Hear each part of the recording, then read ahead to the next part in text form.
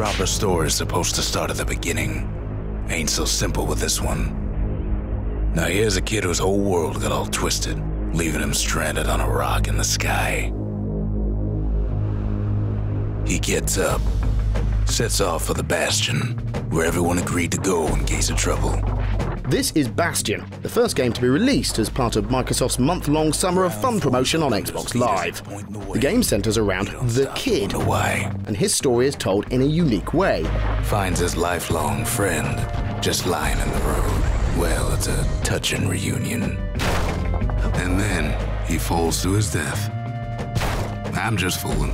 Now this is going to be the love it or hate it factor of Bastion. The game has reactive narration. Basically, as you do stuff and gruff voiceover man comments. Anyway, let's find out more about the story. That a survivor? No, ma'am. It's a gas fella, forced out from underground. Oh, do be quiet. Kid pops him good. After your world has been destroyed and seemingly all of its inhabitants with it, you must rebuild Bastion. The ground is unstable and builds around you, and there are many monsters and defense systems that want to see you fail your quest. There's lots of twists and turns, good, and dare we say we really enjoyed the ever-present narration. It not only increased our enjoyment of the story, some hints along the way helped out too. Somersault like. And just like that, the Bastion comes alive. Starts growing again, growing stronger. Kid's gotta put its power to good use. Now the Bastion can send him even farther into the wild unknown. And if you do find it too much, you can turn it off and play unaided. As for gameplay, this is a simple action RPG with many weapons and powers to unlock and take advantage of en route. Right back at you. Unlocking upgrades is key. So is building Bastion. An armory is useful, switch weapons here. Building a forge allows upgrading of weapons. Again, it's standard RPG stuff, quite basic, so a good intro to the genre for newbies. A lot of things need fixing up in this world.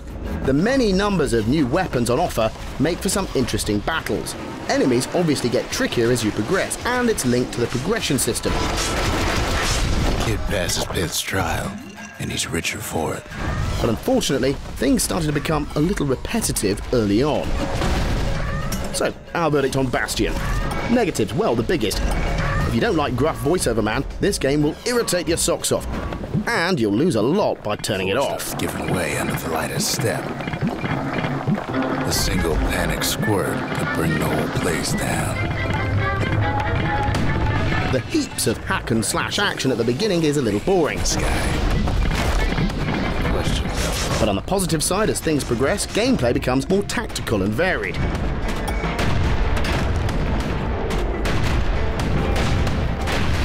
There are some good training levels where you're given ample time to master weapons and are rewarded for doing so.